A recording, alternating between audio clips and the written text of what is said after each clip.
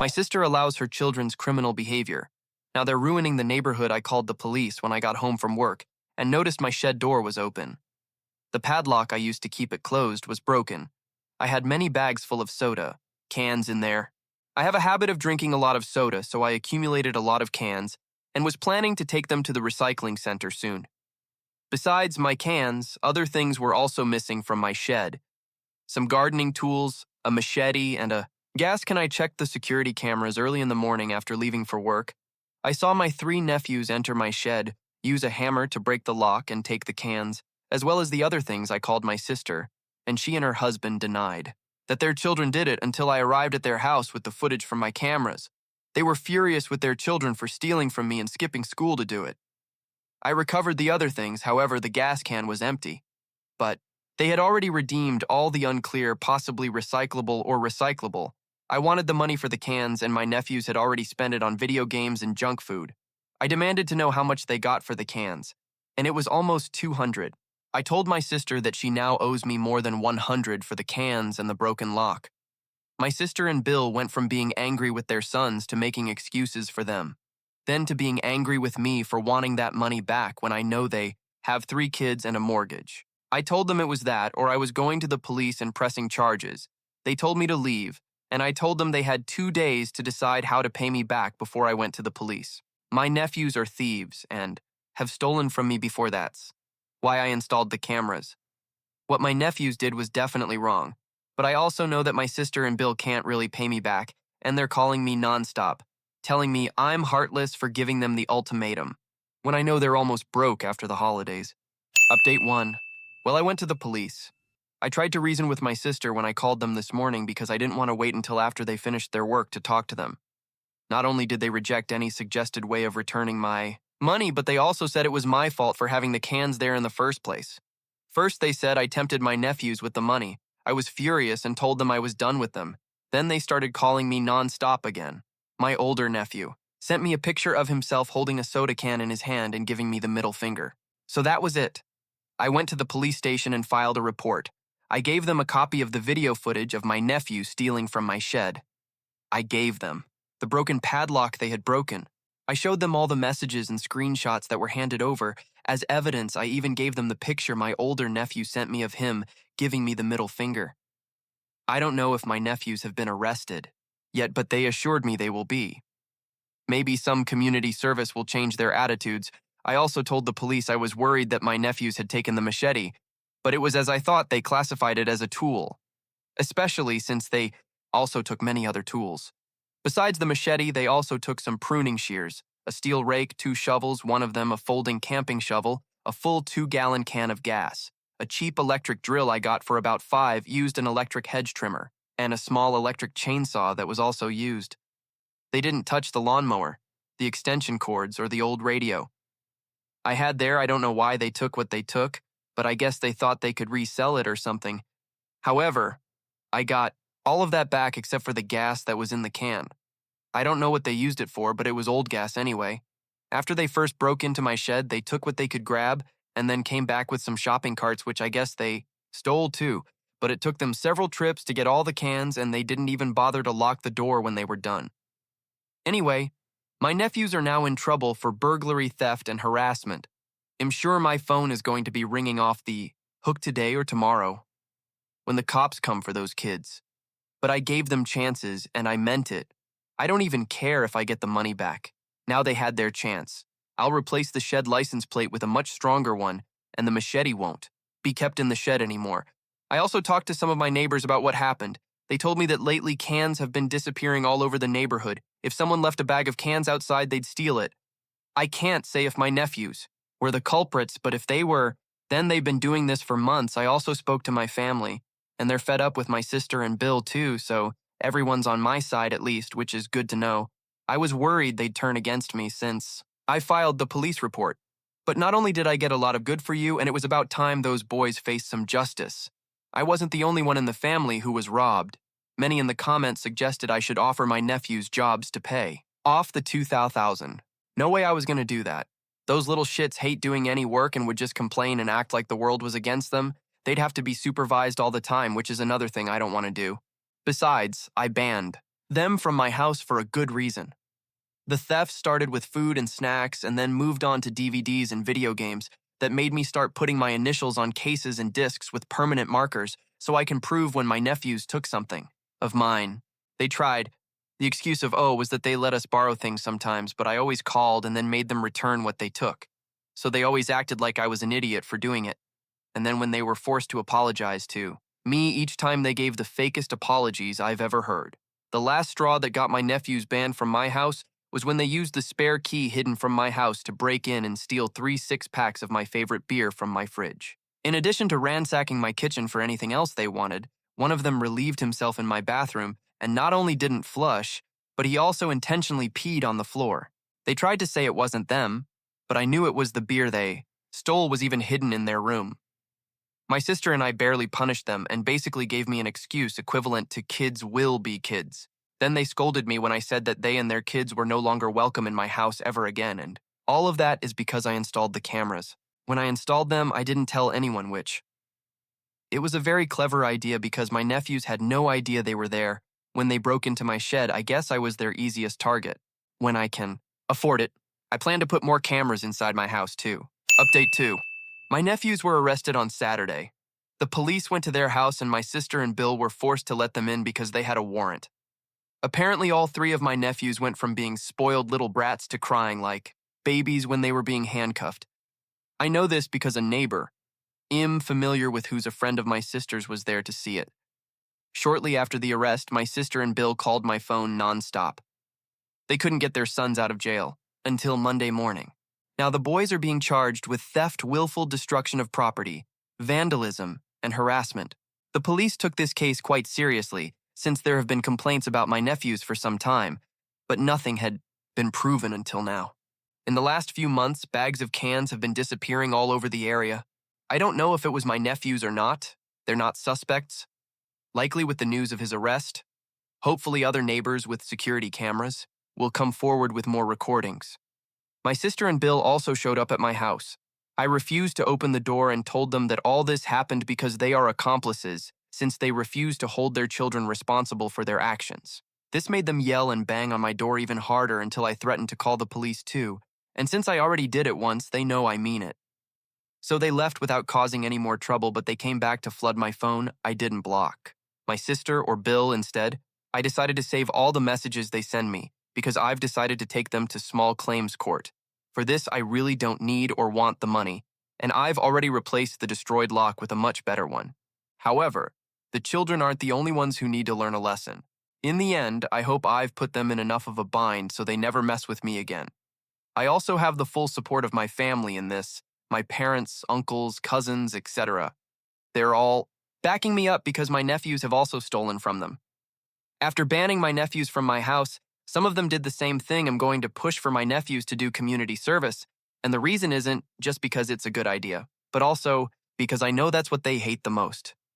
Whenever they're made to do any kind of work they don't want to do, they just stand there complaining and acting like the whole world is against them. So almost nothing ever gets done. Maybe a few hundred. Hours of unpaid labor will teach them some manners they've been spoiled rotten.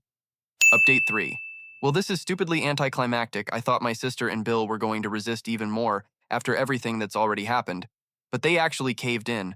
I filed a claim against them in small claims court for the actions. In the lawsuit, my children were asking for zero. This was for the stolen cans, the destroyed padlock, the cost of the replacement padlock, which was much better and more expensive, the cost of filing the lawsuit in court, and the emotional damages from the harassment. A friend whose father is a lawyer gave me a free consultation and said I have a very strong case because of the security camera footage of both my nephews stealing from me and my sister Evil banging on my front door in addition to all the messages they sent me. When my sister and Bill were notified, they called me distraught. They said I couldn't do this to them, so I replied that this is the price they're paying for not being parents and allowing their children to become arrogant little thieves. If they want to talk to me again, it will be when I see them in court, or if they decide to pay me the $500 I'm suing for. Then I hung up. Well, yesterday afternoon, I was with some friends after work. We were relaxing and watching a movie. None of us were in the mood for video games since we were tired from the day and just wanted to have a quiet afternoon, but then they called my door. When I looked outside, there were my sister and Bill, and they seemed very happy. I opened the door but left the screen door closed. Then I asked them what they were doing at my house. They told me they were tired of fighting because everyone was against them, and they fully admitted how much they let it go so far. They just wanted to make peace. My friends were standing in plain sight behind me, so there were witnesses to this. Bill slid an envelope through a slot in the door containing 550 bills. He said it was from his private savings account. Then he told me that from now on, they would make sure my nephews were properly punished for their actions. They didn't ask me to drop the charges, but they begged me to at least be lenient. I said I was just looking for community service, which is pretty lenient. And yes, we cooperate with that. I hope the judge agrees. They sighed and said we would cooperate. They congratulated me for standing firm. Others in my family later did the same. That's when I found out about my parents, who actually threatened to disinherit my sister if she and her husband didn't make some changes to improve things. So now they're doing it. It might be a forced change, but it's probably the best we'll ever see from them. My mom visited my sister Evil after I got my money back. She told me my nephews weren't playing video games. In fact, everything related to video games was stored away somewhere, as was the TV. My nephews would play games and watch movies on. All three nephews were in their rooms most of the time and were very rude and inhospitable to their grandmother. But my sister says they're dealing with the situation. So yes, I withdrew the lawsuit now that I got paid what I wanted. But my nephews will still go to trial for theft, and now they're getting the upbringing they should have received a long time ago. They also assured me they won't be near my house again for a long time. My nephews won't be welcome anywhere near my house for a long time. My sister and Valora are basically being forced to do the upbringing they should have been doing from the beginning, and everyone else in the family has been on my side in this because my nephews basically earned everyone's hatred. Update 4. To start, yes, I installed more cameras. I installed one right above the shed. So it looks like I have the whole area covered. I mean, my sister Evil as well as my nephews have learned from this whole ordeal, but that's not entirely true. Especially for my oldest nephew, who just couldn't stop wanting revenge on me. Stupidly, he tried to get it. This is what happened. They didn't get more than 100 hours each because their parents paid me when we reached a settlement out of court. So the judge pretty much expedited the case. My nephews ended up picking up trash and doing jobs in various local parks, and the man who was supervising them I heard was a retired sergeant, so they weren't having any fun at all. My oldest nephew constantly displayed his issues with authority and got into shouting matches with anyone who told him to work. His father had to be called in to get the boy to pick up a rake. The boy openly blamed me for his predicament, and his brothers were initially on his side. But after a while, they realized he was simply crazy and entitled to nothing, and they no longer wanted to be a part of it. So my two younger nephews stopped following his example because they finally understood how wrong they were. The problem is that my sister and Bill blamed me for the division in their family, which didn't end well for them since no one in the family was on their side about it. It all fell on them and their bad upbringing, and with no one else to blame, they simply became quiet and bitter. Half the family doesn't want to associate with them, and now their own children are divided. Because the oldest refuses to change, things got so bad that my eldest nephew resorted to something so incredibly stupid you won't believe it? In the middle of the night, he ran away and attacked my house with a pair of his dad's claw hammers. I say a pair because he literally had one in each hand. The first thing he did was start smashing the new padlock on my shed. It didn't break, but he badly damaged it to the point where it was unusable, and I later had to remove it. He also did a lot of damage to the shed door with the claw hammers. I woke up to the sound of the hammers and called the police after looking out my bedroom window and seeing someone outside banging on the shed, although I didn't realize it was him at first because his face was covered with a creepy mask. He saw the bedroom lights come on and threw one of the hammers through my window. There was broken glass everywhere, and I'm lucky I didn't cut my feet on any of them because I was barefoot. Then my nephew started hitting the back door with the remaining hammer. He did significant damage, breaking the doorknob and the window, and also smashing the door itself with the claw of the hammer. I was worried the door wouldn't hold, so I yelled that the police were on their way and he left before they arrived. My camera's night vision showed it was him. He was wearing a mask, but he had on his school hoodie and his kick sneakers, which were also quite identifiable since his brothers don't have a matching pair. His fingerprints were also on the hammer he threw through my window. My nephew and his fingerprints had already been booked when they were arrested the first time, so the police compared the prints on the hammer to his. When the police came for my older nephew, he obviously denied it was him, but there was no one else who could have been him. The other hammer was found in his room, along with the clothes and mask he was wearing, all of which was taken as evidence. The mask was of a Star Wars character, I was told, called the Grand Inquisitor. This time, however, his parents did nothing to try to protect him, nor did.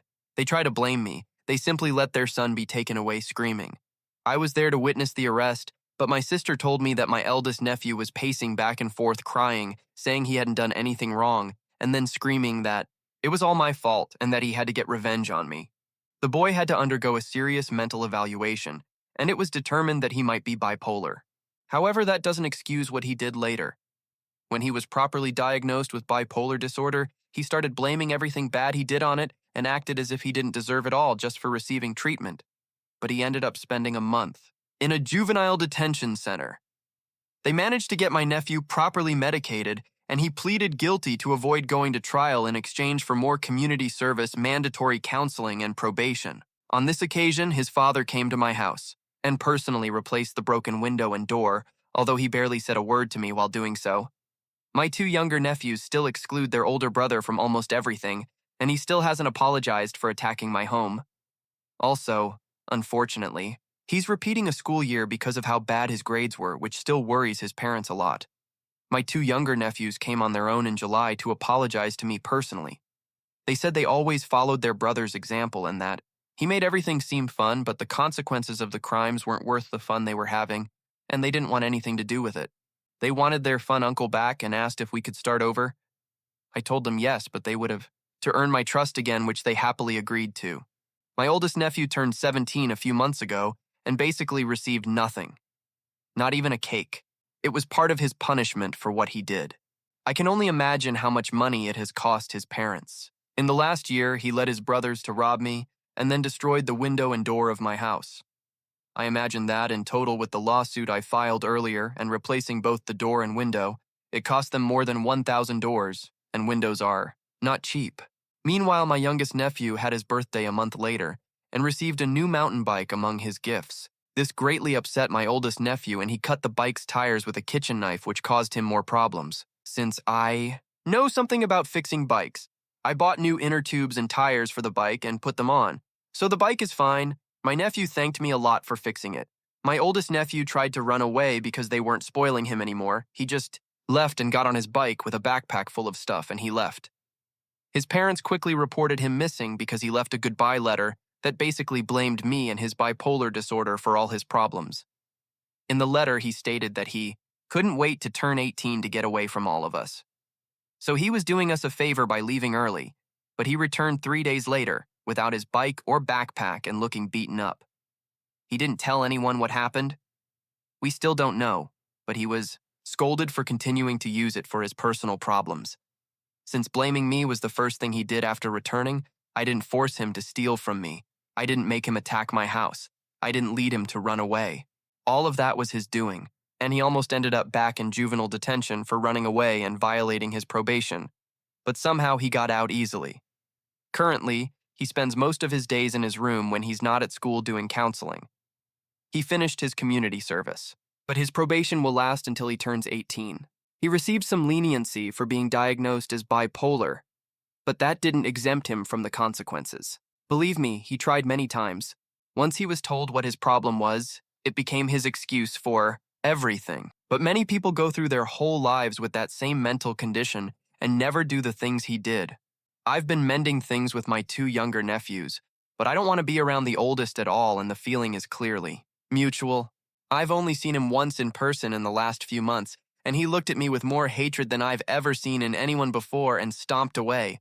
He can no longer paint me as the villain without being contradicted, so there's not much I can do other than try to overcome this. For the most part, he's completely shut down since starting school. I'm told he barely speaks. Even at school, my other nephews tell me they make fun of him and ostracize him, which I don't think helps him improve. My sister and Bill aren't on the best terms with me right now either, but they can't blame me. They know it was all their responsibility and their poor parenting. Basically, I forced them to be more active in their children's lives, which they should have been doing already. They complain a lot. They're tired from work and have to take care of their children. So our conversations lately are always awkward and forced. They don't come to my house nor I to theirs, but we see each other at my parents' house, and our mother demands that we be civil there, which I have no problem doing. My two younger nephews have regained most of their privileges. They got their TV and video games back.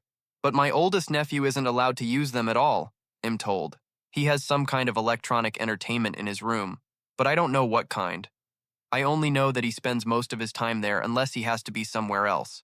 My oldest nephew isn't welcome practically anywhere in the family either. I recently heard from my parents that they don't even want to see him at Thanksgiving or Good Friday this year because they're fed up with his behavior and petty theft. I suppose I can understand that, but even I think it's a bit harsh. My sister and Bill think so too, as they're threatening to boycott the holidays if he can attend any of them. I can't stand that boy, and I wouldn't want him in my house either. So I understand why they made that decision, but I don't think excluding him from everything, and everyone is going to improve things. It's going to take a long time for my oldest nephew to rebuild bridges if they can be rebuilt.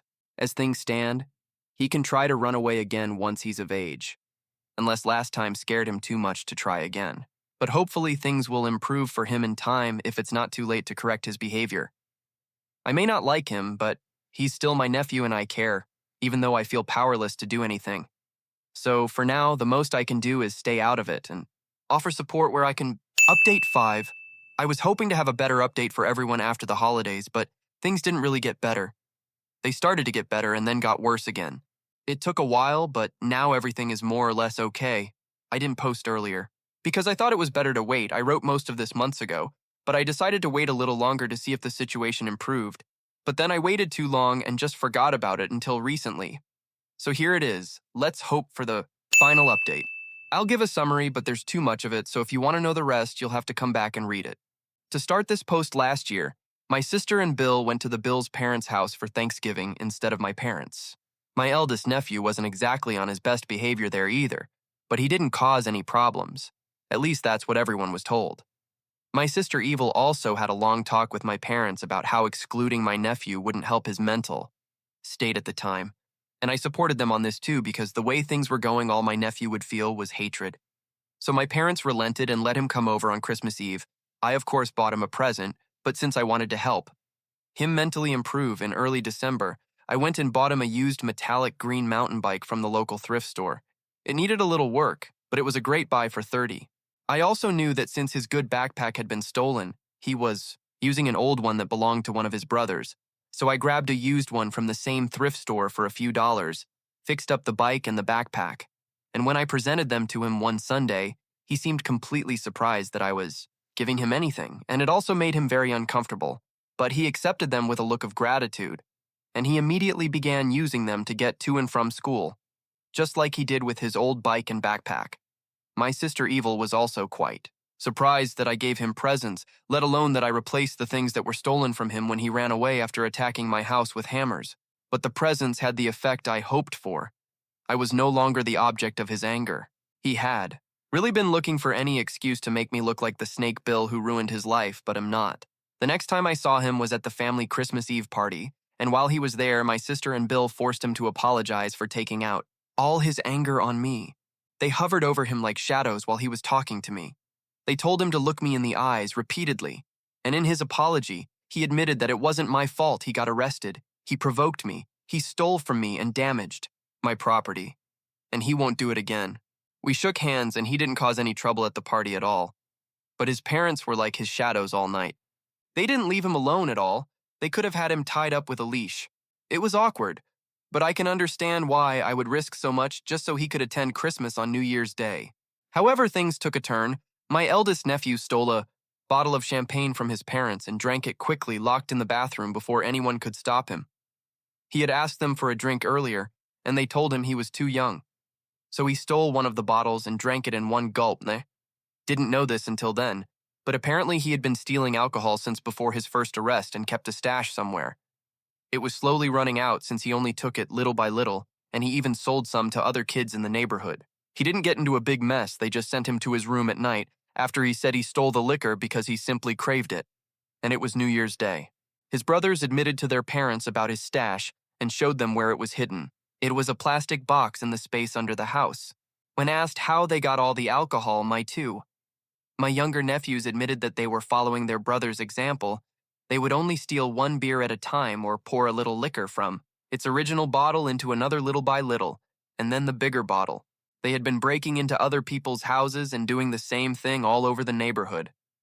Their way of getting in was to look for doors and windows without locks, not houses with dogs because they would bark, and the youngest would climb in through the windows because he was the smallest and then unlock the doors to let his brothers in.